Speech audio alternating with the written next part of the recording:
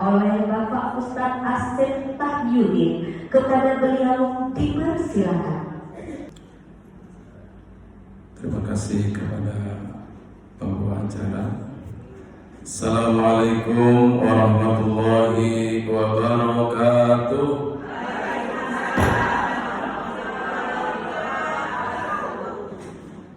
Alhamdulillah wa syukurillah ala nikmatillah, la haula wa la quwata illa billah. Subhanaka la ilma lana illa ma 'allamtana innaka antal alimul hakim. Rabbana shrah sudurana wa yassir umurana wa hasil maqasidana. Rabbi shrah li sadri wa yassir li amri wa hlul 'uqdatam min lisani yafqahu qawli. Amma ba'd. Yang saya hormati Ibu Ketua Majelis Taklim Masjid Mujahidin, Ibu Nandrawati. Ada? Ya, Bu. Yang saya hormati seluruh jajaran pengurusnya, ada sekretarisnya, ada? Hadir? Ibu bendaharanya hadir? Alhamdulillah. Lengkap ya. Hari ini adalah tanggal 24 Oktober 2025, tepatnya pekan terakhir ya untuk pengajiannya ya Bu ya, di bulan ini pekan terakhir ya Bu ya, pekan terakhir. Alhamdulillah, bersyukur kepada Allah Subhanahu wa taala. Ibu-ibu jamaah hadir semuanya. Alhamdulillah ya. Kalau dihitung ibu sekretaris semuanya hadir hari ini. Hadir semuanya, alhamdulillah. Yang dari Wetan sana ya. Yang dari Kaler, Kidul, Kulon ya. Jadi Ngetan, Ngalor, Ngidul. Jadi 4 arah semuanya datang menuju ke tempat yang sangat mulia ini, masjid yang sama-sama kita banggakan, masjid yang sama-sama kita selalu makmurkan, yaitu Masjid Al-Mujahidin. Insyaallah, amin ya rabbal alamin.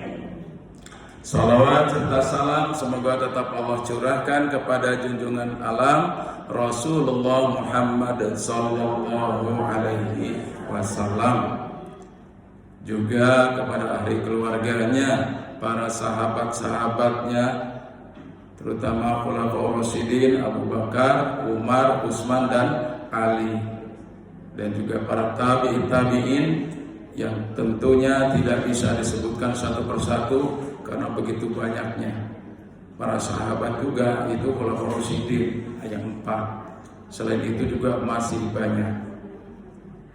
Ibu yang saya hormati, mari kita sama-sama merenung atas amal dan perbuatan kita, Bu. Ada sebuah pernyataan sekaligus pertanyaan. Di pernyataannya itu begini, Bu. Orang yang beramal soleh bisa masuk neraka, dan orang yang beramal atau berbuat dosa bisa mengantarkan ke surga. Ini pernyataan. Pertanyaannya, kenapa? Ini siap-siap Ibu Ketua, kalau ada yang bisa jawab nanti dikasih reward. Kenapa orang yang berbuat amal yang bagus, amal yang baik, suka sholat, sholatnya lengkap 5 waktu. Kalau Ramadan puasanya tamat, tiap hari sedekah, tiap setahun sekali selalu berkurban, nggak kaitan kurban perasaan. Ya tentunya berkurban minimal kambing 1 ekor. Tapi kenapa dikabarkan dia kok masuk ke dalam neraka? Ada yang bisa menjawab? Suka gibah. Iya. Betul. Ria, apalagi Bu?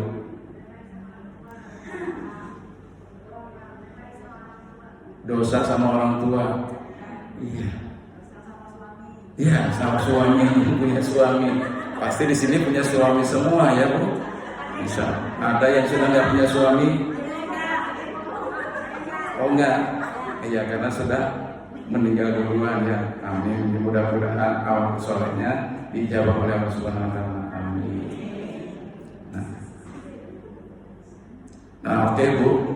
Sama-sama kita akan bahas dari sebuah pernyataan sekaligus pertanyaan tadi, ya, mengapa orang yang punya amal yang bagus kok bisa masuk ke dalam neraka, dan orang yang berbuat amal buruk dia bisa mengantarkan ke dalam surga.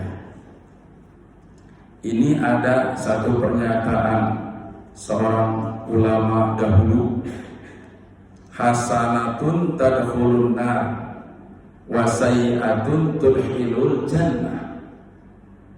Amal bagus, amal yang baik bisa memasukkannya ke dalam neraka, dan amal yang buruk bisa menghantarkannya ke dalam surga.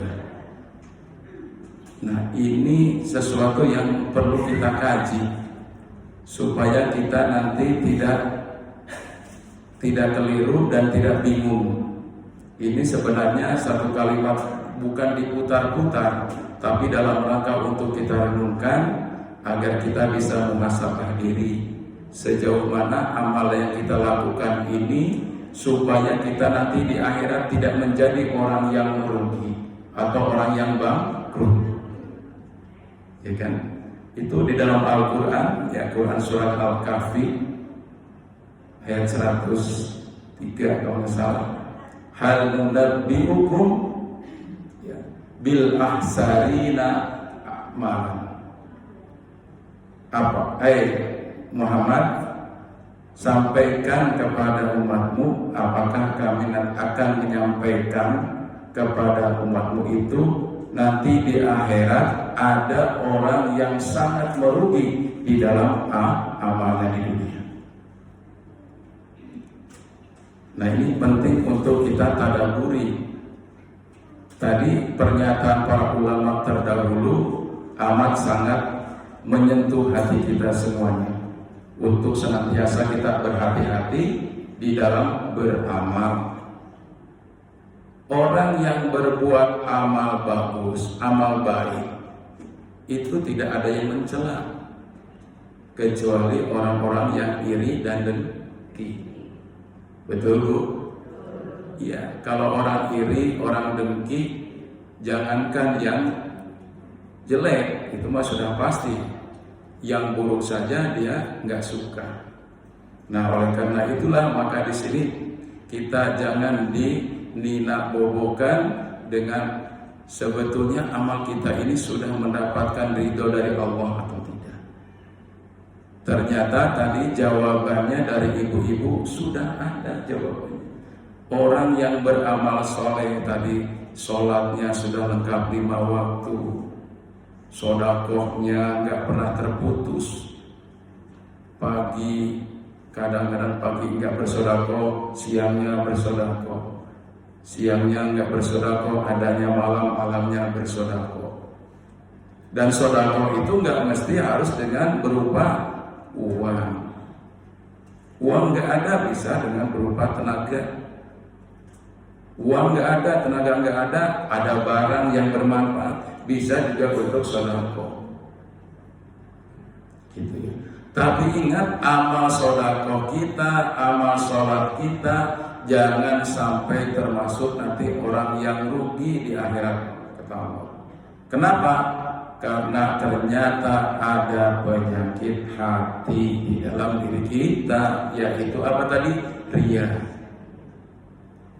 Orang sholat kalau dilihat oleh mertua, kedua mertuanya itu juga masih muda, mungkin mertuanya ya dulu ya, itu ingat-ingat kita zaman dulu. Sekarang ya mertuanya juga mungkin sudah pada nggak ada ya mertuanya. Dulu 20 tahun yang lalu, 15 tahun yang lalu, kita sholat kalau ada mertua, sholat.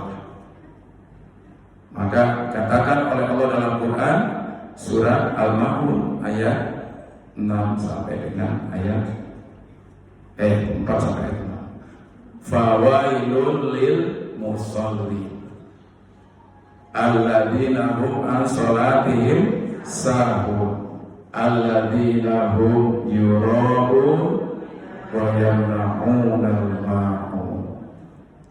Utamanya tadi adalah orang yang sholatnya itu yang apa? Yang disebut tadi yang rugi, orang yang sholatnya yang beletek pertama dari waktunya. Nah, sholat masalah 5 waktu, tapi kadang-kadang sholat asar dikerjakan 5 menit lagi baru sholat maghrib, ya kan gitu. Sholat isya itu dilaksanakannya tidur dulu, nanti bangun-bangun udah mau syuruk, udah mau terbit, padahal sudah dibangunin oleh suaminya. Bangun deh, maknya bangun. Gitu. Nggak bangun-bangun juga. Pertama dibangunkannya kan bertahap. Biasanya suaminya itu bangunnya jam 2:30, kadang-kadang jam 3, paling ketidurannya jam 4. Karena alamnya sudah alami. Ya, ada panggilan alam, bikin pipis, dan ternyata itu adalah dibangunkan oleh Allah. Jam berapa? Allah tahu. Inna rabbaka ta'lamu annaka taqumu adna min sulusayil lail wa nisfahu wa sulusahu wa ta'ifatu minal ladina ma'a. Kadang-kadang Allah bangunkan kita itu sepertiga malam, kadang-kadang jauh sebelumnya, kadang-kadang jam 2 sudah dibangunkan. Sepertiga malam terakhir maksudnya tadi adalah mendekati subuh.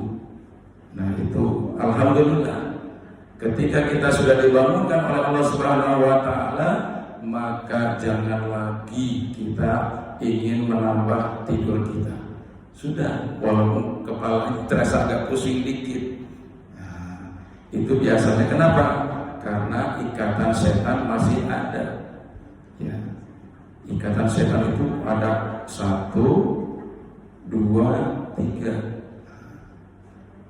Jadi yang pertama, ketika kita bergerak, alhamdulillahilladzi ahyana ba'da ma amatana wa ilaihin nusyur. Nah, bukalah ikatan kaki. Gitu ya. Kemudian yang kedua, ketika kita masuk bergerak ke tempat wudhu, maka yang mengikat tangan kita itu kayak di brogol gitu, ya, itu juga terbuka. Yang terakhir, setelah kita wudhu, anggota wudhu tentunya sudah kita basuh semua, mulai dari kepala, kemudian tangan, kemudian kaki, ya, kemudian sebagian mata, itu anggota wudhu yang wajib dibasuh, maka terlepaslah ikatan di kepala kita. Itulah satu hal yang perlu kita renungkan. Ketika kita ibadah kepada Allah Subhanahu wa taala tadi, maka jangan sampai ada penyakit hati kita ingin dilihat orang, yuraunan nas. Apakah lagi kalau kita sampai-sampai ada orang yang bersedekah malah kita memfitnahnya, itu mah entah dari mana duitnya juga. Jangan sampai berburuk sangka, ya. Atau kita sendiri pelitnya 12 kali lipat setan pelitnya, ya kan? Ya, wa yamna'una ma'un. Kalau kita berbicara itu, maka jangan sampai ketika kita sedekah ada sesuatu yang membuat sakit orang yang kita beri.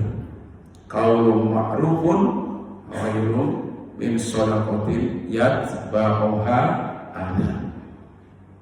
Kata-kata yang menyejukkan, kata-kata yang baik. Mohon maaf, Dek, memang adanya sebegini ya. Mohon diikhlaskan, mohon diterima, dan saya doakan, saling mendoakan, mudah-mudahan kita selalu sehat walafiat dan diberikan rezeki yang halal. Malah enak begitu, menyejukkan sekali daripada ini orang ini kayak setiap hari kesini, ya apa lupa kemarin dia kesini. Kadang-kadang ada karakter di dalam hati kita. Astagfirullahaladzim.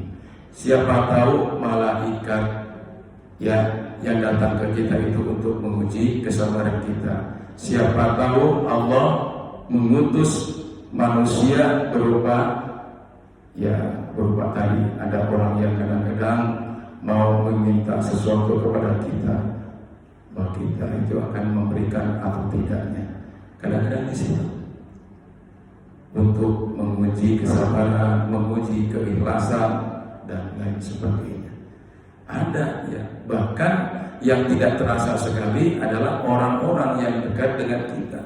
Kita selalu diuji dengan harta kita, dengan istri, dengan suami kita, ya, kemudian dengan anak-anak kita.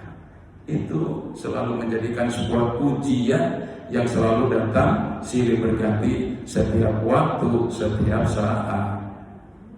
Halo Bu, jadi sudah terjawab satu, ya, bahwa setiap amal soleh, amal baik itu kok bisa memasukkan ke dalam neraka karena dia sudah menjadi orang yang bangkrut. Kenapa bisa bangkrut? Karena di akhirat orang-orang yang dizolimi oleh kita, oleh kata-kata kita, oleh perbuatan kita itu, mereka kalau bahasa sekarang ini menuntut, gitu, menuntut keadilan kepada Allah Subhanahu Wa Taala. Dia amalnya bagus, sholatnya, gitu, tapi kata malaikat dia sholatnya itu karena ingin dilihat orang, dan seterusnya. Dia bersedekah karena dia ingin dipuji orang, dan seterusnya. Jadi amal perbuatan itulah yang harus senantiasa diawali dengan niat lillahi ta'ala.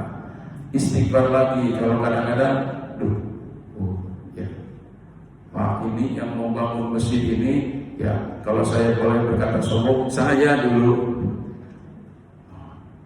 Kalau boleh berkata sombong, ya saya dulu yang membangun masjid ini, ya, sambil diulang-ulang. Nah seperti itu. Jangan sampai, ya, jangan sampai. Ya kita insya Allah dalam satu amal baik, walaupun sedikit, itulah amal yang disenangi oleh Allah Subhanahu wa Ta'ala. Nah inilah amal yang berujung kepada neraka.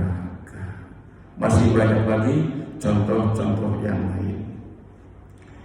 Terus yang kedua jawabannya adalah dosa justru membawa dia, menghantarkan dia masuk ke dalam surganya Allah Subhanahu wa Ta'ala. Kira-kira ibu yang pakai kacamata sama dengan saya ini, kira-kira gimana Bu?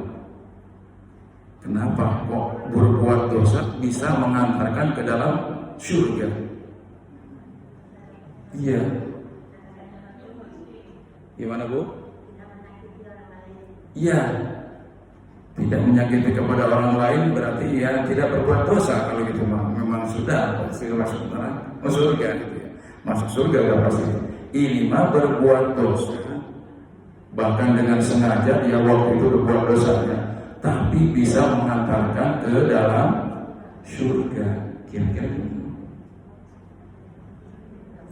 Kan ada kata Pak Jainuddin, tidak ada dosa kecil kalau ditumpuk-tumpuk, ya Bu, menjadi besar juga ya Bu ya.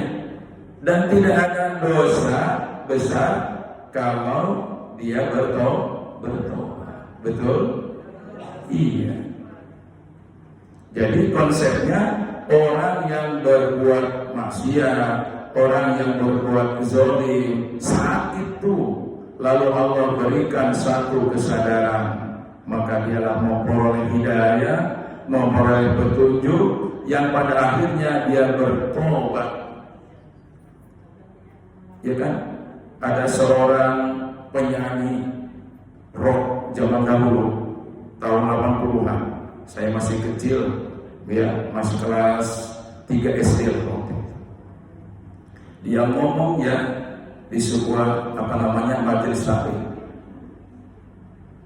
Kalau saya, ya memang kalau ini ditakdirkan oleh Allah saat ini saya mendapatkan hidayah petunjuk. Dulu juga saya pernah berkonsultasi para ustaz, tapi para ustaz itu sendiri ketika dia ngomongnya waktu itu fatwanya, ya nggak boleh nyanyi-nyanyi begitu. Ketika suatu saat fatwanya malah berubah. Ya nggak apa-apa kalau nyanyinya yang nggak berbau maksiat. Gitu ya. Saya mau kamu lah yang model begitu, kata si fulan itu. Tapi sekarang alhamdulillah orangnya sudah menjadi pendakwah. Alhamdulillah. Banyak juga orang yang dulunya berbuat maksiat, termasuk mengambil hak orang lain, rakyatnya, segala macam semuanya yang empuk-empuk ya, yang keras-keras dimakan. Kalau yang empuk mendingan, yang keras-keras ya pasir, aspal,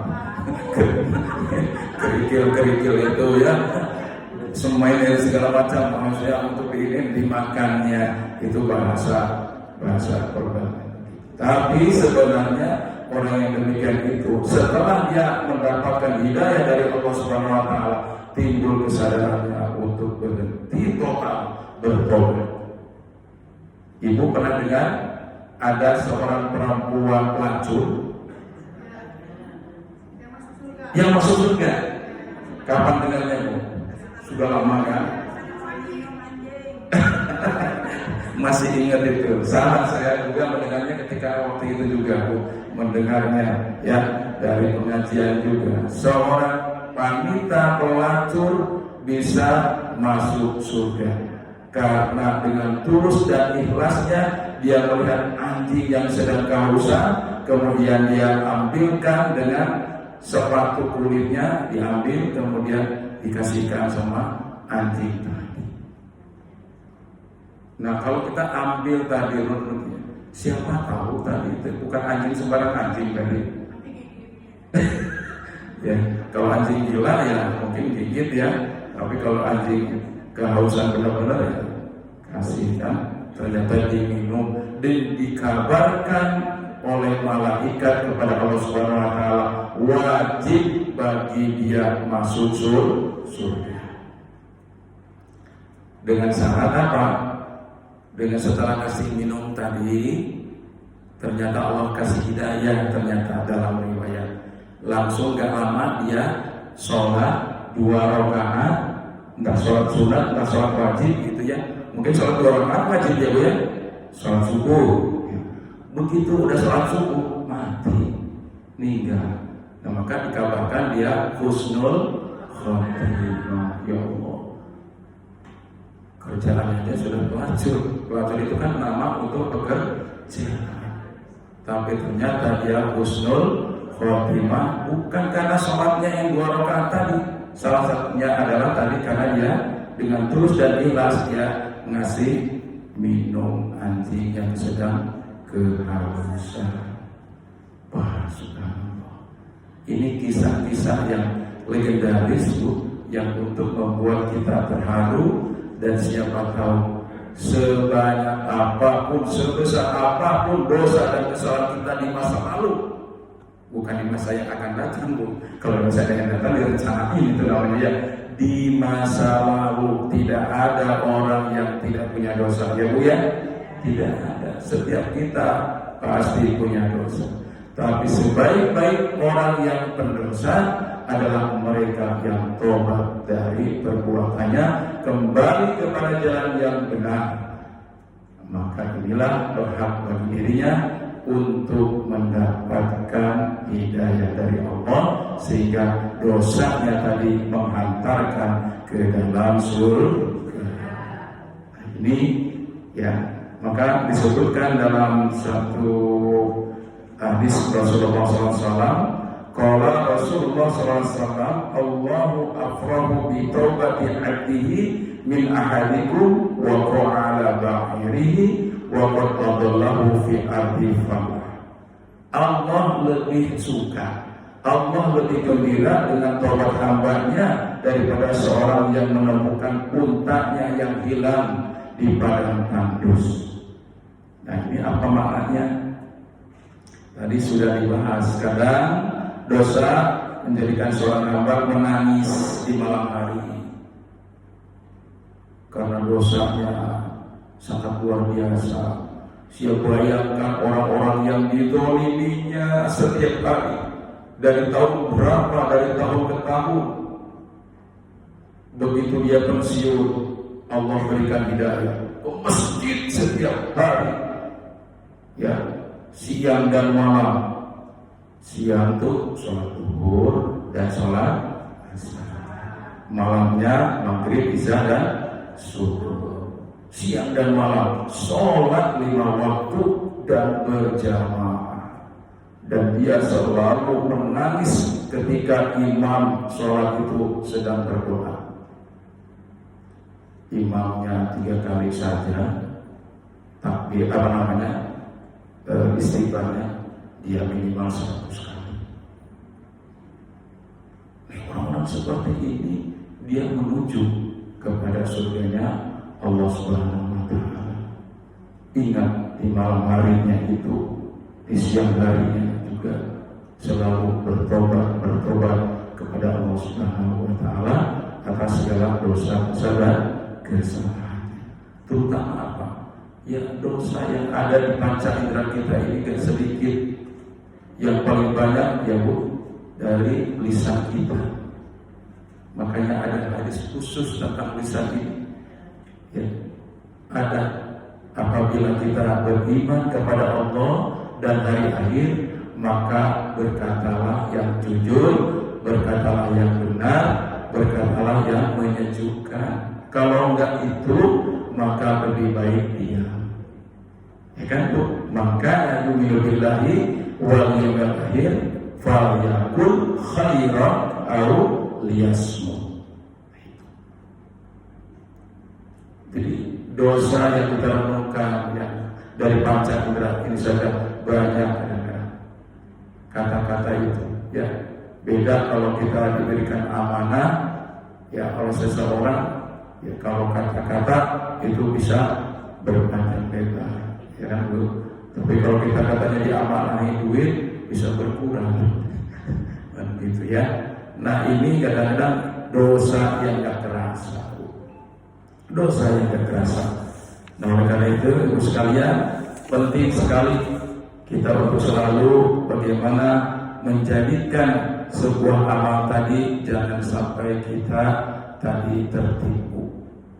Sudah banyak amal-amal yang kita kumpulkan ini, pasti saya masuk surga.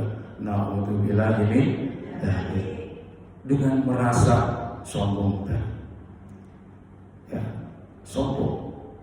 Nggak ada orang dulu di sini kecuali saya dulu yang ngajak ngaji itu, nggak ada kecuali saya.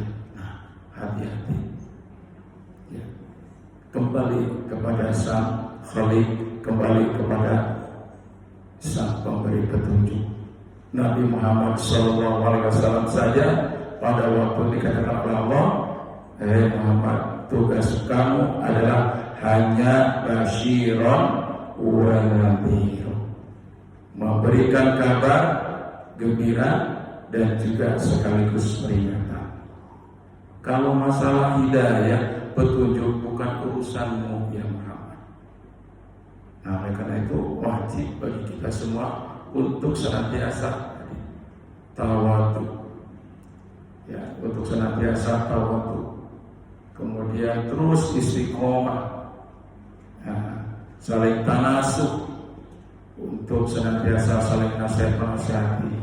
Ada ibu-ibu di sini, ibu ketua melihat anggotanya, kayaknya si ibu Pulana ini sudah berapa kali pertemuan kok nggak masuk, nggak ada, nggak hadir. Nah, penting ini sifat untuk empati. Ya, jangan kita timbulkan dulu yang kita kedepankan suzonnya, tapi harus nuzul. Ya, mungkin ibu ini ya kita harus kompisit ya, kalau bahasa saya kompisit. Ya silaturahmi nah gitu. Ya mungkin rumahnya juga gak jauh-jauh dari sini. Oh ternyata ibu itu sakit ternyata. Nggak ada yang kasih kabar. Gitu ya. Ada orang yang tahu, kebetulan yang tahu itu orang yang dengki sama dia. Dia mati pelan-pelan. Saya dikasih tahu ibu ketua. Kamu udah lihat ini? Ada yang seperti itu. Jangan.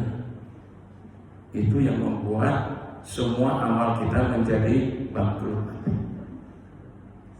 Ya. Masing-masing kita punya rasa benci, rasa iri itu ada dalam diri kita.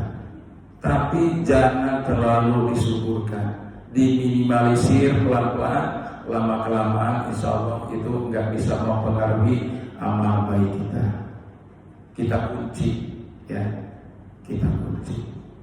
Makanya ada 2 kalimat yang selalu kita perdalam, yang selalu kita kedepankan sebelum kita beramal soleh. Yang pertama adalah kalimat ta'awuz, berlindung kepada Allah.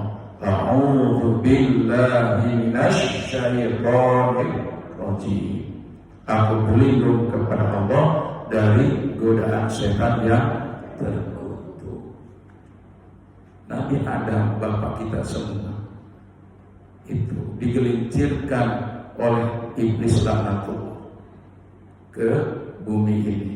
Tapi itu juga merupakan takdir dari Allah.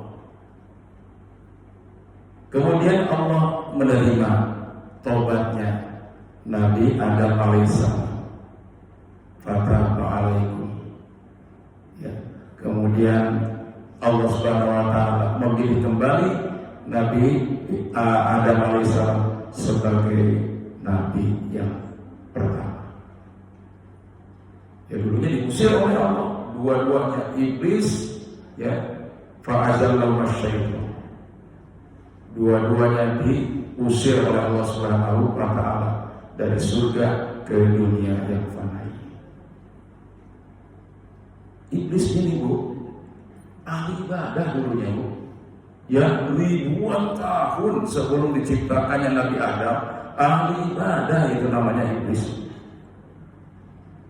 Tapi ternyata dia amal ibadahnya, dia akan memasukkannya, mengantarkan ke dalam neraka selama-lamanya, kekal selama-lamanya nanti iblis dan kawan-kawannya. Kenapa? Karena al-kibru, kesombongan. Ya. Semuanya suruh sujud oleh Allah Subhanahu wa taala. Sujud ke semua malaikat illa iblis. Aba wastakbara wa kana minal kafirin. Semuanya sujud kecuali iblis. Kenapa? Iblis ternyata sudah punya rasa dengkinya, irinya, ya, kemudian kesombonganlah yang terakhir.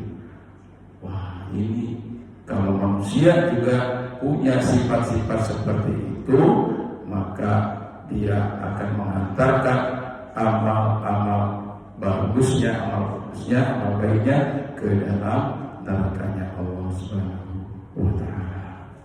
Ini dulu penting untuk senantiasa kita hadapi, ya, berbagai macam godaan-godaan dari syaitan tadi dengan satu kalimat a'udzu billahi minasy syaithanir rajim. Langsung kita kunci yang kedua, bismillahirrahmanirrahim. Setiap amal bagus, setiap amal soleh bukan karena siapa-siapa kita melakukannya, karena semata-mata lillahi ta'ala, ya kan? Bismillah ar-Rahman ar-Rahim, yang Maha Pengasih lagi Maha Penyayang. Nah, maka kita akan melihat kepada semua apa yang sudah kita lakukan ini adalah dilihat langsung oleh Allah Subhanahu wa taala, terdeteksi dari dua kalimat tadi. Berlindungkah dia kepadaku, kata Allah. Menyebut diriku enggak ketika dia mau melakukan amal-amal itu. Maka dikatakan dalam suatu hadis juga, innallaha la yanzuru ila suwarikum wala ila amwalikum walakin yanzuru ila qulubikum. Bahwasanya Allah itu enggak pernah melihat kepada bentuk rupanya yang ganteng, kepada bentuk rupanya yang cantik, lagi pintar, lagi kaya dan sebagainya. Tapi Allah lebih melihat kepada hatinya. Dia sudah cantik, pintar, kaya lagi, hatinya lembut selembut salju. Subhanallah, itu mah sempurna, kata Allah Subhanahu wa taala. Ini baru hambaku. Tapi walaupun hitam legam, enggak cantik, enggak ganteng, kaya pun enggak, tapi dia orangnya tanggung jawab, yang taat kepada Allah dan Rasulnya. Itulah Bilal bin Rabah. Iya, Bilal bin Rabah itu pernah diejek ketika Fathul Mekah. Gitu. Itu kan orang yang dulu di sini dulu, ya kan pertamanya kan Bilal itu di Mekah dulu. Ketika Fathul Mekah, Mekah itu sudah futuh, Mekah sudah merdeka kembali di tangan Rasulullah dan para sahabatnya. Maka dia diperintahkan itu bukan kemauan sendiri, diperintahkan oleh Nabi. Hei, Bilal, naik ke atas Ka'bah. Ngapain ya Rasulullah? Adzan. Ya, sebagaimana aku mau dulu adzan sana. Adzan.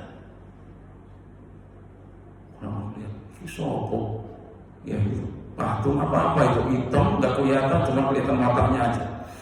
Aduh, Masya Allah, diejek sama orang-orang itu. Sudah hitam legam, nggak kaya pula, ya.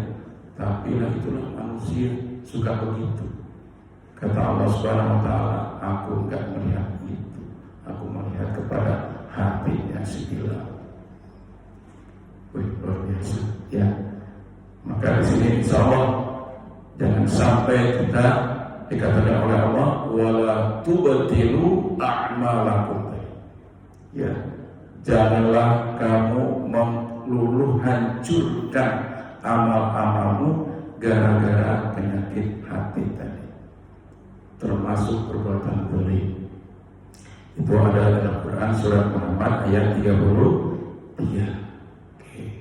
Yang terakhir, Ibu sekalian, mari setiap kita pasti pernah mendengar tadi yang namanya husnul khotimah dan su'ul khotimah. Ada doanya, Allahumma inni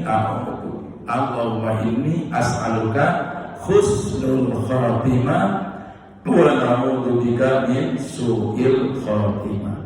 Ya Allah, aku mohon kepadamu baik di ujung kehidupanku, dan aku berlindung kepadamu ya Allah agar aku tidak menjadi orang yang su'ul khotimah atau jelek di penghujungnya.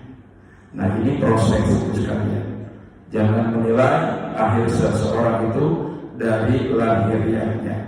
Bisa jadi dia itu pendosa, tapi karena tadi menangis siang dan malam, minta maaf langsung sama orangnya. Mohon maaf ya, saya punya hutang kepadamu, tapi kamu sendiri tahu pekerjaan saya ini Gak mungkin bisa membayar hutang kamu untuk menghidupi keluarga saya sendiri aja, gak bisa. Mohon maaf, minta dijelaskan sebelum saya meninggal. Terharu kira-kira Bu? Terharu ya. Orang yang tadinya dia itu mendoakan jelek sama kita, ya, terharu, minta maaf. Saya tiap hari ngutang beras. Karena apa? Karena memang pekerjaan saya nggak mencukupi untuk beli beras. Semua ngutang beras.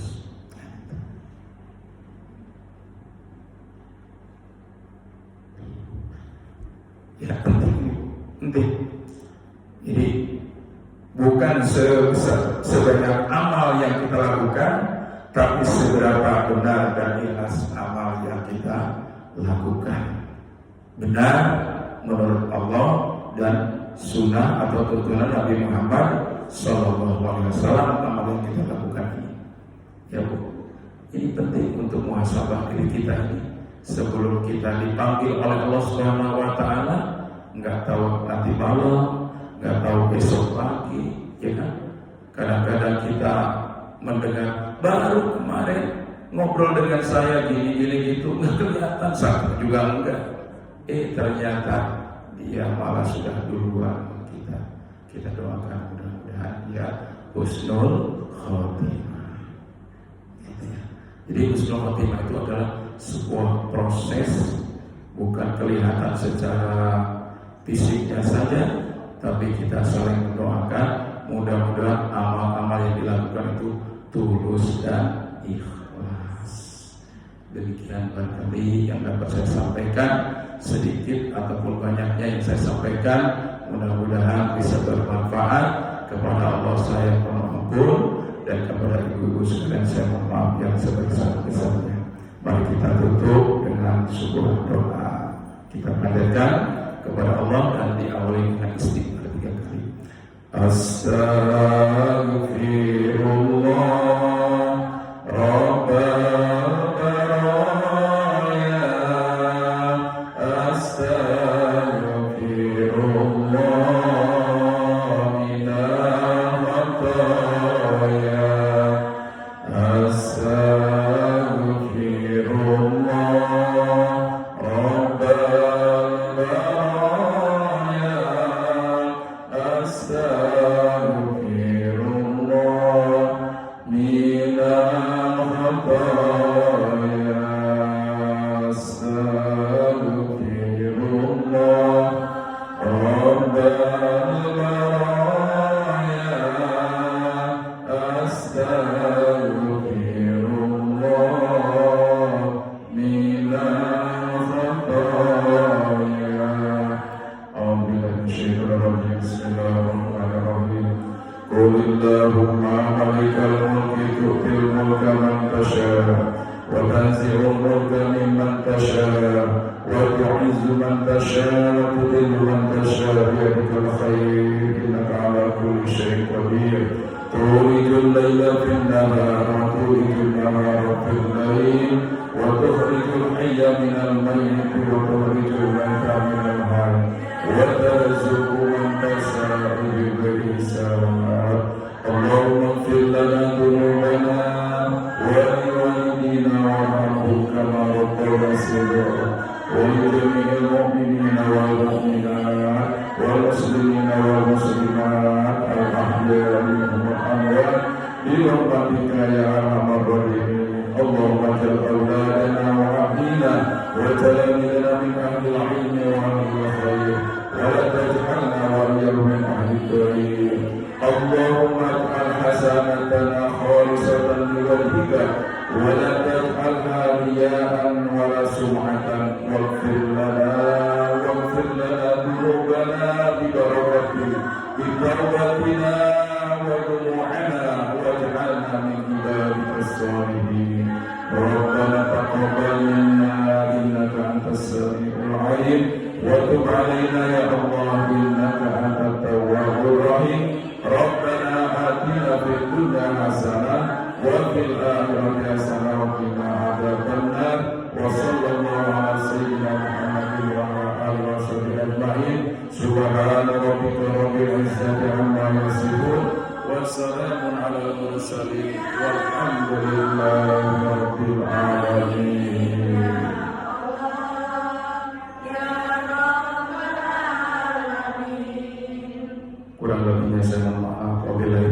hidayah. Assalamualaikum warahmatullahi wabarakatuh.